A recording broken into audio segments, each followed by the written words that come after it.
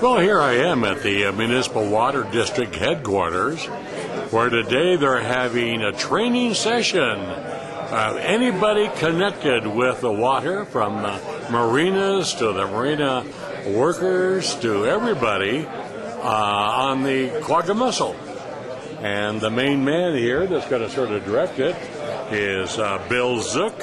He's a contractor for Pacific States Marine Fisheries Commission and the Mussel Outreach and Education Coordinator.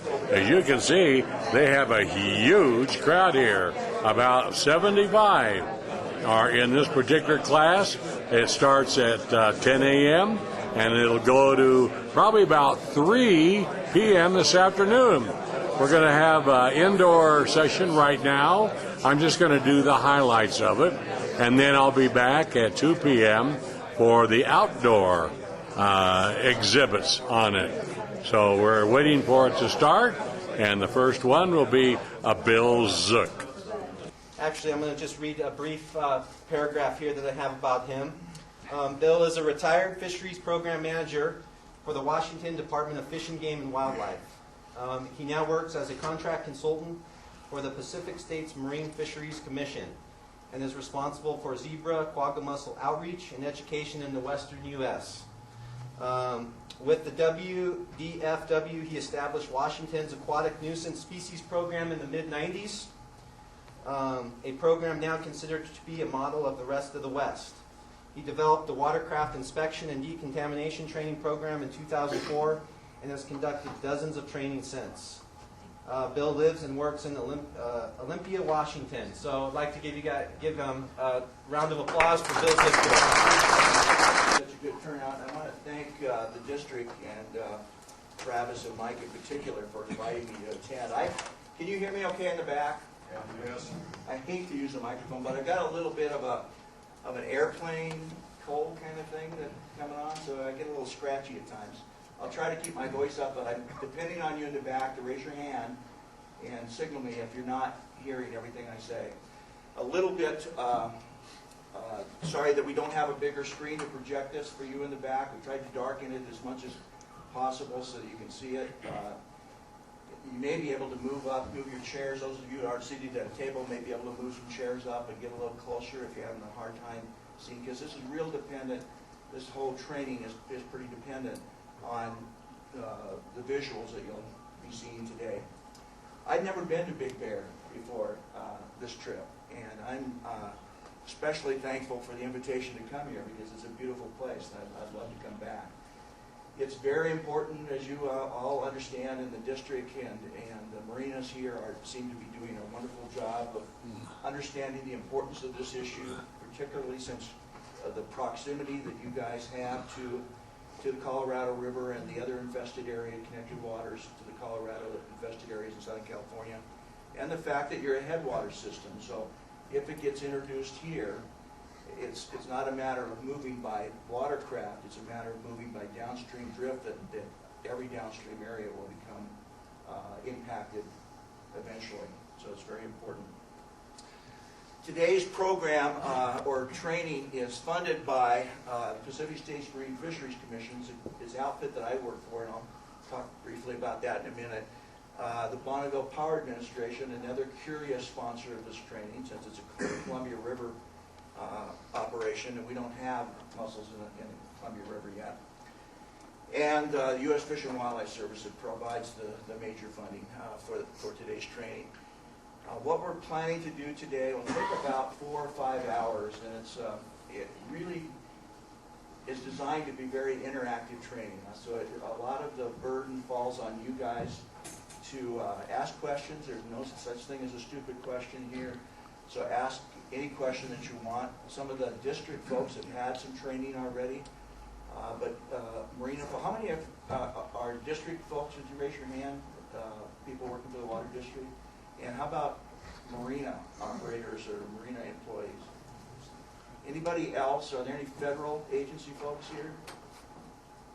Fish and Wildlife, Forest Service, any of that? Any other agencies represented besides the press here? Yes. Lake Arrowhead. Okay. Anybody else?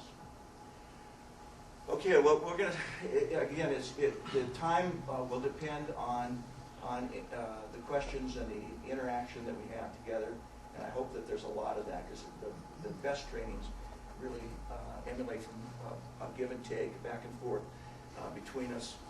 We're going to start off watching the educational video that we produced to go along with this training. Some of you, I understand, have seen that video already, so you know, I've seen it probably 100 times, and I get something out of it a little bit every time I watch it. Not very much. Gotta go along with Scott, and Scott's not here anymore, about being honest. But anyway, I think seeing it a second time isn't going to be a big burden on you. So watch carefully. Then I'm going to get into a little bit of there's a lot going on. It's a little bit boring to some people as part of the presentation, but it's good background information, and it's good security for you to understand that you're not in this alone. We're going to, again, really depend on questions, and so we'll set aside some time for questions and answers that have to do with the topics that we discussed early. And then we're going to watch a video on stem to stern watercraft inspection and several types of watercraft decontamination. Again, some of you have already seen that video. You have to pay particular attention to that video because you'll be tested on this. By the way, this course is certified by the 100th Meridian, Fish and Wildlife Service, the National Association of State Boating Law Administrators, and a whole list of other groups. So you'll be receiving a certificate for this, and hopefully you'll get agency credit, training credit, depending on those people that work for a state, local, or federal agency. There we go. Forest Service. We were asking if anybody was in the Forest Service. And then Mike and Travis with the district are going to talk, bring everything that we cover up to that point down to the local level. What does it mean for you here locally? I know you have a very aggressive and ambitious inspection and decontamination program, and you have probably exceed the standards that a lot of most agencies and organizations in the West are now employing. But there are some differences to what you're doing from what I'm going to be talking about, and we need to bring it down to a local level. I'm speaking on a kind of a generic level. This training, I've delivered this training a little over 40 times in 12 different Western states to over 100 different agencies and organizations. So it's impossible to make it specific to any one group, and this is the opportunity to do that. And Mike and Travis will be doing that. Then you get a chance. So we've got 4 boats out there that will be seeded with fake mussels, and we'll divide you into groups of 4. And this is going to be a Chinese fire drill. Excuse my if I'm not politically correct in that, but normally we try to have about 10 to 12 people per boat. I haven't done a head count, but I think we're expecting 70, and it might be even a few more than that. So we maybe have as many as 20 on a boat. That's going to be a little bit crowded, but we'll talk about some ways that we can work around that. But anyway, you'll be going out in the boat. You'll be given a data sheet, counts for 40% of your final grade. You'll have 25 minutes to 30 minutes out there inspecting to find as many of those seeded mussels as you can on your assigned vessel. And then we'll come back in for the written part of the exam and your certification. And as always, we ask for a course evaluation. Any questions? Okay, the group's coming outside now. These are the 4 boats, and they have put in some dead quagga mussels in here. The group has been assigned boats, and they're on their way out. You can see there's quite a group, and they'll be coming out and they'll be inspecting the boats themselves. There'll be about 20 per boat as they look at it, and then they have to write it down. And they're going back in and they're going to compare their notes, and then they end up with a test at the end of all of this. And that's pretty cool. So they have a pontoon boat, a Boston whaler, lake patrol boats, and they're inspecting. There's a little Velcro thing that they have to see. So pretty soon we'll get a whole crowd out here. You won't be able to see very much of the boats themselves. But they're learning. MWD is dead serious of keeping a quagga mussel out of this lake. And they're doing everything to make sure that every boat is checked. This year is going to be a lot different than it was last year. They do have two power washers. That's at the East Lawn Tramp, West Lawn Tramp also. And they get a boat that they just think has some of the quagga mussels or has been anywhere along the Colorado River.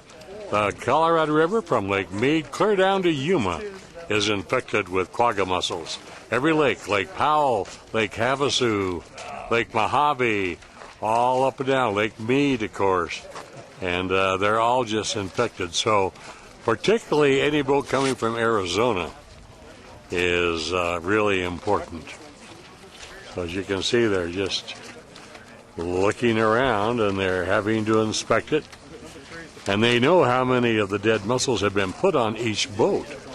So when they get back in, they'll be told. They weren't told coming out, but they will be told when they go back in to see if they were able to get every single one.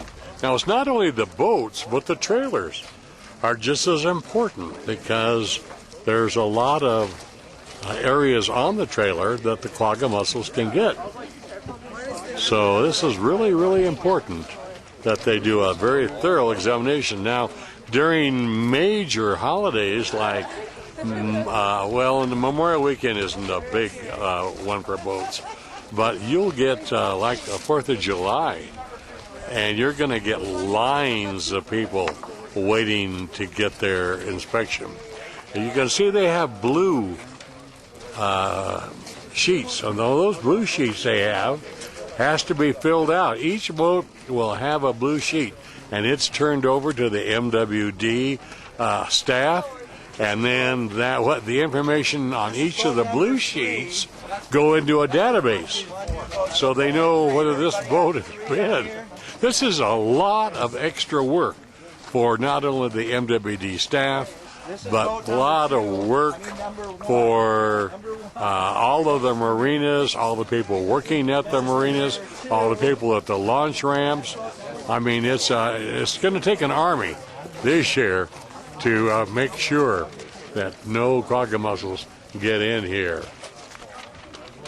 This is really something, Bill, I tell you. Yeah, it always impresses me how much people will get down and get dirty to do this job. Right. And, you can see they're very enthusiastic about learning exactly what they need to do in order to protect the lake. And this year, more than ever, I mean, a lot of them don't like it. They said, boy, it's so much more work. Yeah. So what? Yeah, it's too important. Yeah, the opposite. I mean, if nothing is done and the lake becomes contaminated, the work and the expense and the loss of recreation, the impact on local businesses, It'll kill us. Housing values, Yeah. everything is dependent on keeping the lake as pristine and clear as That's possible. for sure. So it is a lot of work, and it's putting a burden on some people that weren't expecting the burden. Right. And that's always an issue. Yeah, they didn't think it'd be this tough this year. Yeah. But everything's being checked. Yeah. It has to be. Yeah, it's a lot like it's somewhat like the airport inspection process after sure. 9/11. Right. We've all learned to adapt to it. It's a pain. Uh-huh. It's kind of a pain, but we've learned to adapt because we believe that it's important. And if you believe that this is important to keep the economy of this area viable, and I'll take a bump too. Okay, yeah, we got that. She's not much good without something to write it with. But what a great turnout, too. Yeah, very So good. I think you can see, this is your first trip here, and I think you can see that we're ready. Yes. The Army is formed. I have to tell you that I think that the group and under the leadership of the Big Bear Municipal Water District is really taking this issue the way it should be taken. and it looked to me like they're doing as good a job as anybody I've seen. And I've done over 40 of these trainings in 12 states, to a couple thousand people, to over 100 different agencies involved. And I've never seen a group that's been any more enthusiastic or Great, thanks. better prepared. Good. We appreciate you coming down too. 'Cause you're the expert. I'm glad and I did, because I had never been to Big yeah, Bear. I know it. And you'll come back someday. I will come back. It's very similar to my favorite place in the world, which is Lake Tahoe. Sure. It's just the other end of the Sierras, I guess. It's, Right.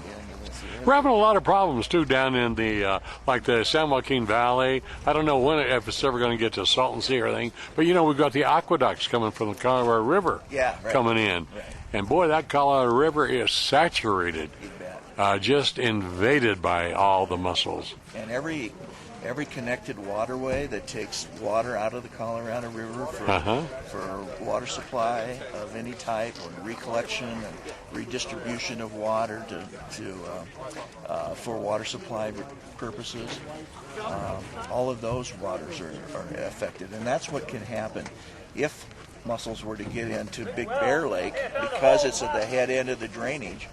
It would infect everything downstream. That's right. It doesn't take boats to do that. No, we let water out of here all the That's time, right. daily. And the larvae are free floating, and they're carried by water currents. So all of those areas would be affected. There's not a thing we can do about it. Right. The boats are the major other way that they move from one watershed to another watershed.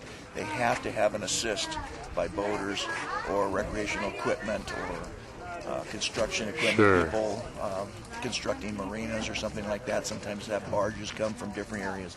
Those barges could be carrying the mussels. So it has to have some help to move from one water to another, unless it's a connected waterway. Well, thanks so much. Yeah, thanks for coming back. We're ready. I thought we lost you. No. We had technical problems with the video. I know. Well, I've got the video, and I'm going to show it. Okay, great. So I'll show it on Channel 6, what everybody saw here today. Good. And thanks for all your advice. Do you have a card? Well, there you have it. This is all down towards the end of this long training session. Started at 9 a.m. this morning, and it's going to be about 3 or 4 o'clock before they get out. Right now it's about 2:30, and this is right on schedule. Them inspecting. You can see they're really getting down. They're doing everything. They're feeling anything that they can. So anyway, it's a lot of extra work, but by gosh, it's worth it. We've got to save our lake. That's it. Now don't go away. I'll be back after these commercials.